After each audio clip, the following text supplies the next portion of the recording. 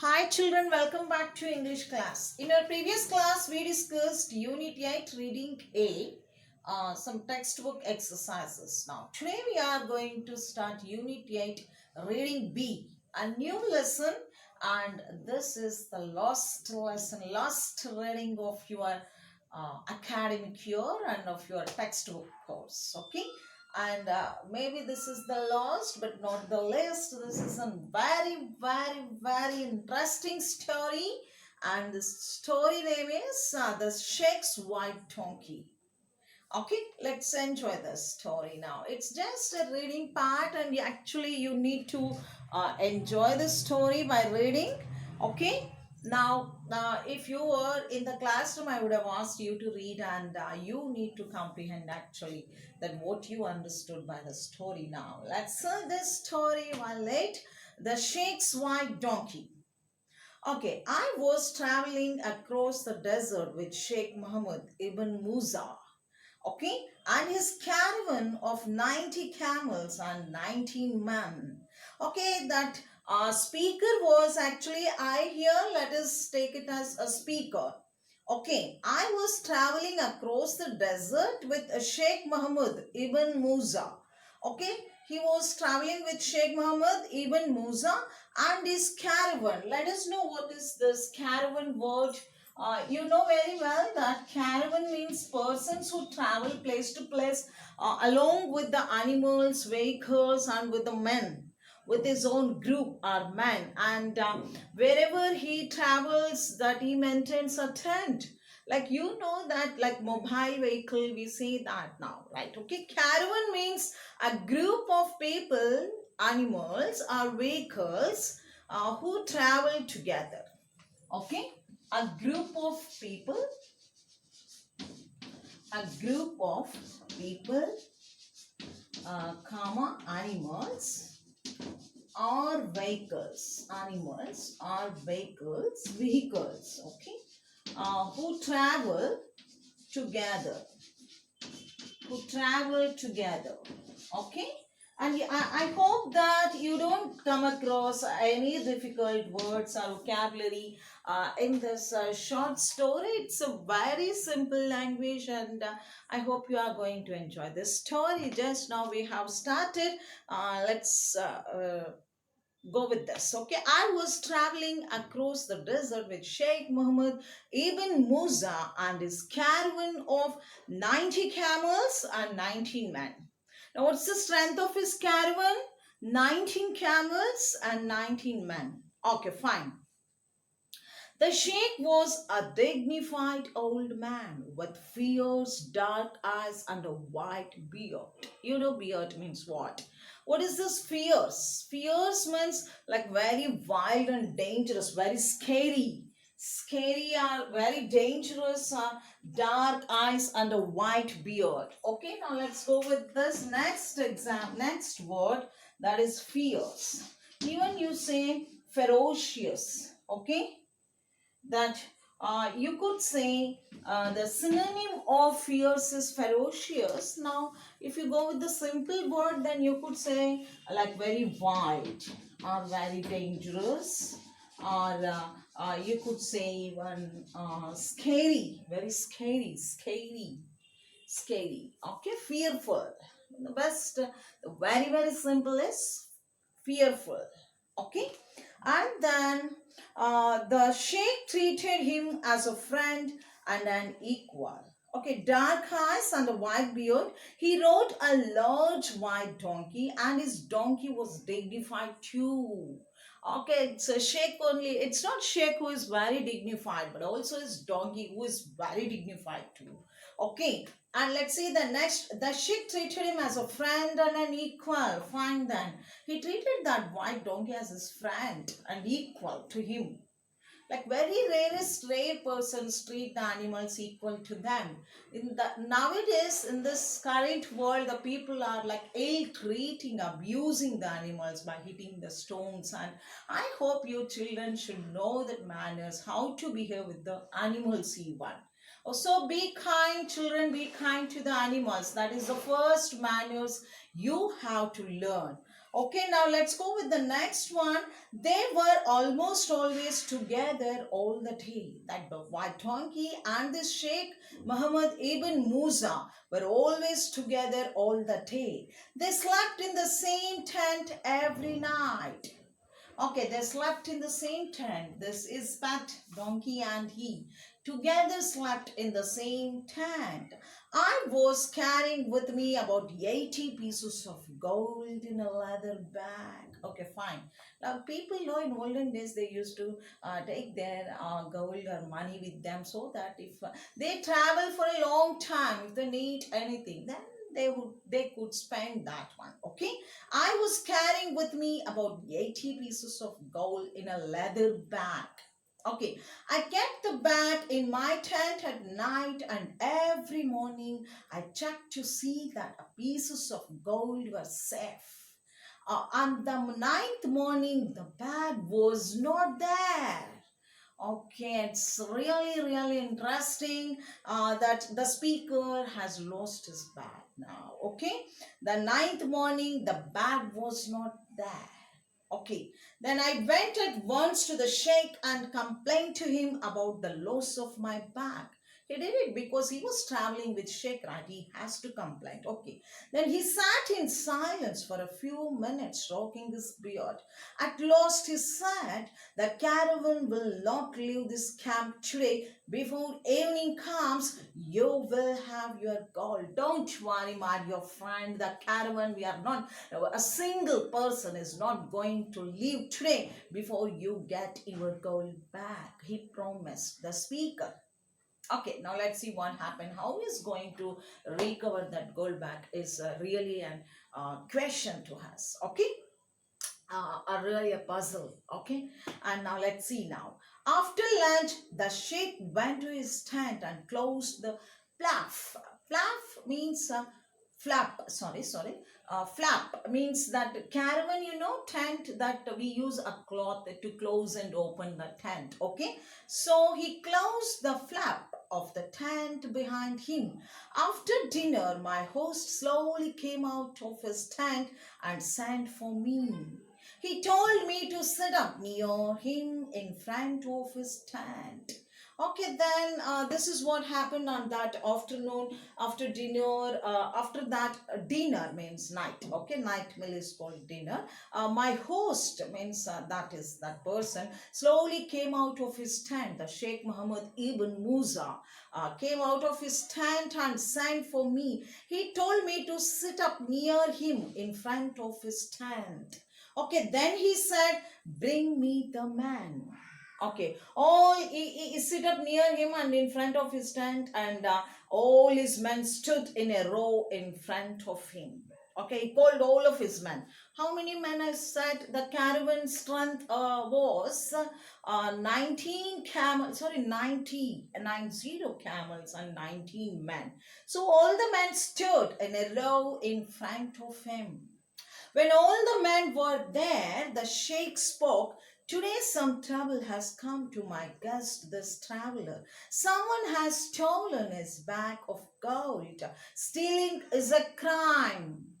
He said stealing is a crime, and to steal from a guest is 7 times wrong, worse. So Sheikh Mohammed said to his men that stealing is absolutely wrong deed, and stealing your guest bag is like 9 times, no, 7 times wrong deed that you have done. Okay, and then as no one, now he said that as no one from outside, okay, fine, once again, as no one from outside has been near our camp, the man who stole the bag is standing before me now. He thinks he can hide his crime, but I can find him out with the help of my wonderful donkey. He said that the man who has stolen this our guest bag, is standing before here, and he thinks that he could survive, he could escape from me, but he can't at all. Okay, my white donkey, he continued. He said something, he planned something. Once again, children, I'm just adjusting. Yeah, he planned some trick to find out. I mean, to identify the thief. Okay, now wait one second. That has gone this vehicle and who travel and animals. Yeah, this I have erased. I think animals and together. Okay, wide, dangerous. Okay, fine. Yeah, now, yeah, he said that my white donkey, he continued, is not an ordinary one. He's a wise animal. My donkey cannot speak our language, but I can understand his language. My donkey cannot understand the human being's language, but I could understand my donkey's language. He said, he will soon tell me who stole your bag. Okay, he's going to tell me. My donkey is going to identify the thief. You can't escape from me. Then he looked at his man and said, now I order each of you to go into the tent alone, close the flap of the tent so that no one can see you except the donkey and God. Okay, now he looked at his man and said, now I order each of you to go into the tent alone. You should go one after one into the tent and then close the flap of that tent and that no one can see, only you, donkey, and the God. Okay, pull my donkey's tail. When an innocent hand touches his tail, he will be silent. But when the hand of the thief touches his tail, the donkey will speak to us all in his language. He will take the thief and kill him we will take the thief and kill him without mercy. He said, without any kindness. As soon as I'm going to find the thief, without mercy I'm going to kill the thief. He said, you should go alone one after one, and what you have to do is you should touch my donkey's tail and you should come out. And if it is your hand is innocent and if you're not a thief, the donkey is not going to speak anything. And if you are the thief, then definitely the donkey is going to bray. What is donkey sound is called? It's bray, donkey brays, right? The donkey is going to bray. Our donkey is going to speak in its own language. It's said. Okay, fine, children. Now let's see ahead. Okay, as soon as he finished, he ordered the lost man in the road to go into the tent first.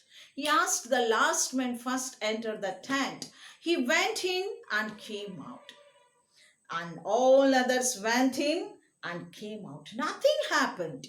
Okay, then he said donkey's language only he could speak. Okay, I mean, he could understand that. Sheikh Muhammad Ibn Musa could understand that donkey's language. I thought that donkey was not so wise. The speaker thought, oh my God, all these persons went and came back. And the donkey didn't say anything. This person has gone mad, and that donkey is not at all wise, and I'm not going to find my bag at all. Okay, he thought in that way. And then but Muhammad ibn Musa said me quietly, don't worry, it's all right. You will get your goal soon. I wondered how, the speaker wondered how he is telling still that I'm going to get back, and the donkey didn't say anything at all. Musa asked all his men to stand in a line once again. Once again, he asked everyone to stand in a line. Okay, hold your hands in front of you with the palms up. Palms up means in this way. You should hold your hands with your palms up. He asked all the men in a row. Okay. And then he shouted. Each man held out his hands. Okay. The sheikh then walked slowly to the row, and he bent down and laid his face on the palms. Like this, he went and like this, he what he did, but he went, his face he brought very near to the palm, and all the palms, not only one single man, all the palms he went one after one. Okay, and then he bent down and laid his face on the palms of each one's hands. I was amazed when he did this again and again. The speaker got, oh my God, what's the hell this person is doing? I lost my 80 gold coins, right, in his leather bag. He said that 80 pieces of gold in his leather bag, and this person is checking all the palms and reading the palms or what he's doing, and he said something donkey's stupid story, and now he's checking their palms. Okay, the speaker would have thought in this way. Okay, then he came to the 12th man. How many men were there? 19. He stopped to the 12th man and laid his face on the man's palms, suddenly lifted his face, pulled out his sword, and shouted, "You dirty thief, get that gold or I will kill you at once." He said, the 12th man, he identified the thief and said, "You dirty thief, bring that uh, gold bag, otherwise I'm going to kill you at once." Okay, the man fell on his feet and begging for mercy, like he said, "No, no, my lord, don't punish me, I did this." Now he started begging. Okay, then he jumped up and ran outside the circle of camels. He pulled up a stone and came back with my leather bag of gold. Fine, then speaker saw that that person, the 12th man, went back and he brought the gold bag. Actually, he was the thief. "Okay, give it to the traveler," shouted the sheik. The man put the bag into my hands and I found that all the 80 pieces were in it. He checked. Okay, he checked his bag. The traveler, the speaker checked his bag and he got all his 80 pieces of gold bag. Then the sheik ordered two men to beat the thief. He asked the other two men beat that thief like nicely, like anything. After a minute, I begged mercy for him. He said, the speaker himself, "Please stop him. Please stop beating him. I got my gold coins right. Why to punish him so harshly? Please stop beating." He asked, okay. And at my host command, the men let him go. Then Sheikh Muhammad said, "Okay, stop beating him," he said. And then the men left him to go. And then I was eager to know how the sheikhs found the thief. The next day, I asked him to explain, and he looked at me and said, "You must not tell my man." Okay, "Certainly not," I said. He said secretly, "Now, how did you find the thief? How did you identify him? Please tell me." The speaker asked. Then he said, "You should not tell my man. This is my trick," he said. Then he said, "No, no, no, I'm not going to say to anyone." Okay, he said so. And then, well, yesterday when I was in the tent, I took some mint. A mint, you know, mint leaves, you know, all of you. Okay, coriander and mint. Okay, mint, it smells right. Okay, then I was in the tent. I took some mint and put it in water. When the water began to smell like mint, I put the donkey's tail into the water. First he put the mint into the water, then when it started, the water started smelling mint. Okay, then he put the donkey's tail into that water. The tail too smelled like mint. The tail started smelling like mint. That evening, you remember, each man went into the tent and pulled the donkey's tail. All of them, except the thief, was afraid. He thought the donkey was going to bray, so he did not touch the tail. So, what did you understand by this? All their palms, he checked the smell of the mint. Only the thief did not touch that donkey's tail and he did not get smell of that mint. So his palm was not smelling mint. Okay, his palms were, okay, two hands, okay, were not smelling mint at all. That's what he planned. He tricked this one. His trick was this. His hand alone had no smell of mint upon it. See how olden days, no, even though they were not degree holders, even though they were not like engineers and doctors, MBA, MS, this, this, double degrees, but they were very clever and smart people. Their life experiences taught them a lot than these books. That's why they were able to solve their problems on their own, and they were able to face the problems on their own. Okay, so what I want to say is you should be clever and smart enough to take the instant decisions like Sheikh Mahmoud Ibn Musa. Okay, fine. I hope, children, you have enjoyed this story. I was all in praise for Sheikh's wisdom, and not why not? We too all should praise Sheikh's wisdom. Okay, children. And now here is before I end this video, here is self-appraisal. Means what you have to check yourself self. Now, one day Raja went to the telephone booth, which was self-appraisal means here like realizing yourself. Now let's go through this, then in the end of this conversation you get that idea of self appraisal. Okay, one day Raju went to the telephone booth, which was at the cash counter at a store, and dialed a number. Raju went to the telephone booth and he started dialing. The store owner observed and listened to the conversation. The store owner observed and he started listening to that conversation. Okay. Then Raju said, "Sir, can you give me the job of cutting your lawn?" That Raju was asking through phone to his master a job. This was listening. This Raju and Raju's master's conversation was listening by that shopkeeper. Okay.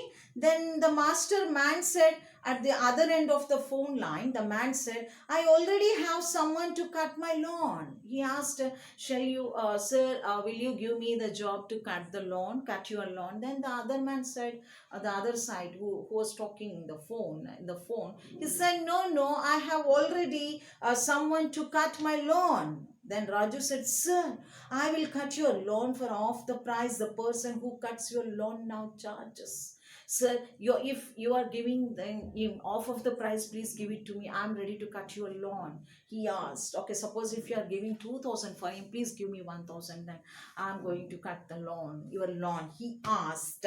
Then man said, "I'm very satisfied with the person who is presently cutting my lawn."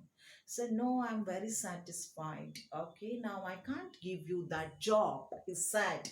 Then Raju, with more perseverance, means more patience, means not giving. Perseverance means not to give up. Try and try and try. Ever, never give up your try. That's the meaning of perseverance. Okay, "Sir, I will even sweep the floor and the stairs of your house for free." "Sir, if you give off of the price that you are going to give him, then even I could sweep your what is that, the floor and the stairs freely." He said one more offer he's giving. Okay, now, but we should be very serious. It's not joke now. Okay. And then man said, "No, thank you." With a smile on his face, Raju ended the call with a thank you. Then Raju thought now is not going to get any job from that person. Then he said, "Thank you, sir." Okay. The store owner who was listening to all this walked over to Raju. Okay, it's not self-realization, self-appraisal. Now you are going to understand now. And then if I say, then you lose interest in this one, right? The store owner said, "Son, I like your attitude. I like that positive spirit, and would like to offer you a job." He said, the shopkeeper said, "I like your attitude and your patience and your positive thinking and your spirit. I'm ready to give you a job," the shopkeeper said. Then Raju said, "No thanks," he said. Why do you think he said no? When he convinced that other person to get a job, then you are going to understand. The store owner asked, "But you were really pleading for one. You were requesting like anything." Then Raju said, "No, sir. No, sir, I was just checking my performance at the job I already have. I'm the one who is working for that man I was talking to." Okay. Then he said that, "No, sir, I was just checking my performance at the job I already have. I'm the one who is working for that man I was talking to." This is called self appraisal. You should check like how how much you are like worthful for any job, or for any place. Okay. Okay children, that's all for today's class, and hope you have enjoyed all the classes of this academic year. This is the last session, a last video, and maybe have like grammar revisions and other textbook exercises and revision, reading and comprehension part revision. But right now we are going to end this session. Bye bye for now. Have a nice time.